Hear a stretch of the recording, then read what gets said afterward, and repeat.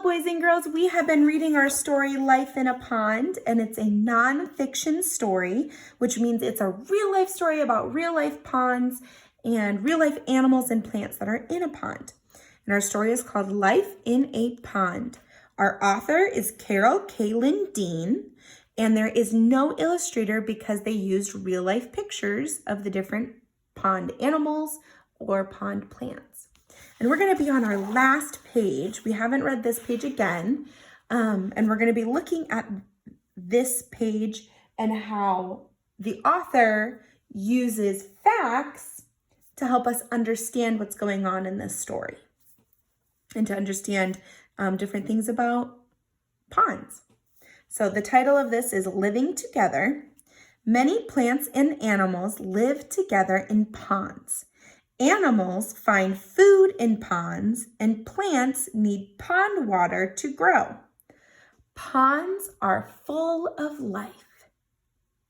Now I want to think and look closely at living together. What does living together mean? What do you think?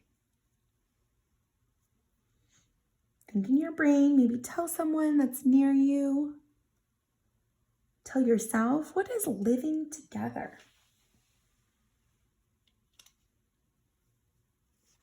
What do you think that means?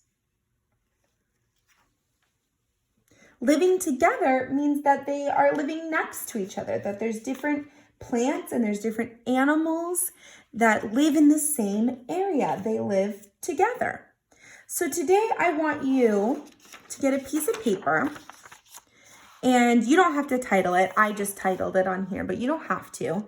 It says plants and animals live together. That means they all live in the same area. And so I want you to think about what were the different animals and the different plants that were in this story that live together. And I want you to draw them.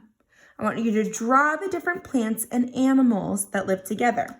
I'll give one. So one of the things that I could draw, so I could draw a little pond right here because remember this is Life in a Pond.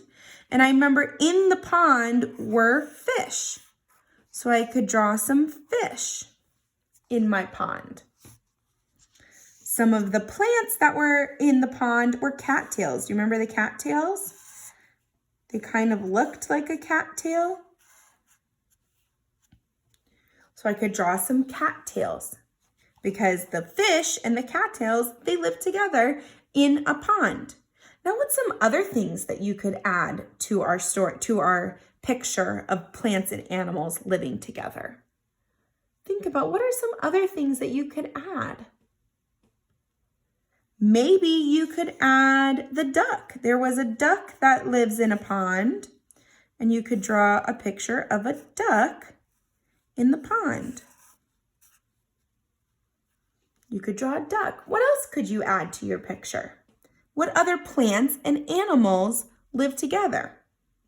I want you to go ahead and draw a couple more things that were in our story. And if you can't remember some of the animals or the plants that lived in the story, go look through your book again. Take your book out and look at the pictures and add some of the things that they do when they live together in the pond, okay? So that's what you're going to be doing today, and I want to see a picture of this on Seesaw and what animals and plants live together in the pond.